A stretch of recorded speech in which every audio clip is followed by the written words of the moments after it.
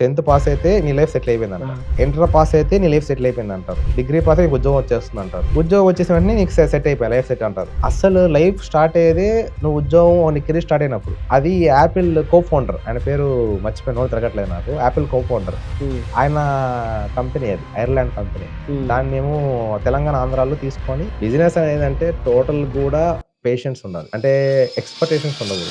డబ్బు కోసం మనం చాలా చేయొచ్చు. ఇప్పుడు లైక్ సుందర పిచ్చై, సత్యనాథల్లా వాళ్ళు ఏం బిజినెస్ చేయలేదు. ఒక బిజినెస్ రన్ అవ్వాలంటే ఒక ఉద్యోగస్తుడు కావాలి. ఎందుకంటే నువ్వు ట్రేడింగ్ ఆడొచ్చు, ఈవెన్ నువ్వు బయట భిక్ష ఎత్తుకున్నా డబ్బు సంపాదించవచ్చు. అది కాదు మేజర్ గా. కరెక్టే, డబ్బు పెడితే డబ్బు వస్తుంది, కానీ డబ్బు అంటే డబ్బు రూపంలో పెట్టకూడదు.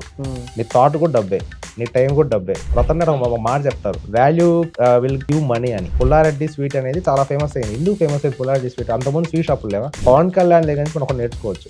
2014 నుంచి 24 వరకు 10 years కష్టపడ్డాడు. పెట్టిన వెంటనే డబ్బు రాదు కదా. లక్ మీద ఎప్పుడు బిజినెస్ చేయకూడదు. Time, vision, patience, execution. రోజు టాటా, బిర్లా, అంబా, రిలయన్స్, ఇవన్నీ వీళ్ళ వల్ల మనం ఏమేమో బతుకుతున్నాం. ఒక ఫ్లోర్ మేనేజ్మెంట్, మీరు ఎగ్జిక్యూషన్ కింద చెప్పారు కదా, ఫ్లోర్ మేనేజ్మెంట్. ఇండికో టైం ఎక్కువ వేస్ట్ చేయదు. అందరూ కోటీశ్వర్లైనా అందరు పేదవాళ్ళైనా కూడా దేశం బాగుండదు.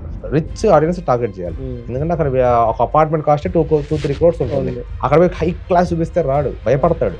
నా లైఫ్ లో నేను చూసిన ది బిగ్గెస్ట్ బిజినెస్ మ్యాన్ మా ఫాదర్. కొత్తదనం నేర్చుకోవడానికి వాళ్ళే సుందర పిచ్చై అయ్యారు, వాళ్ళే సత్యనాథాలు అయ్యారు.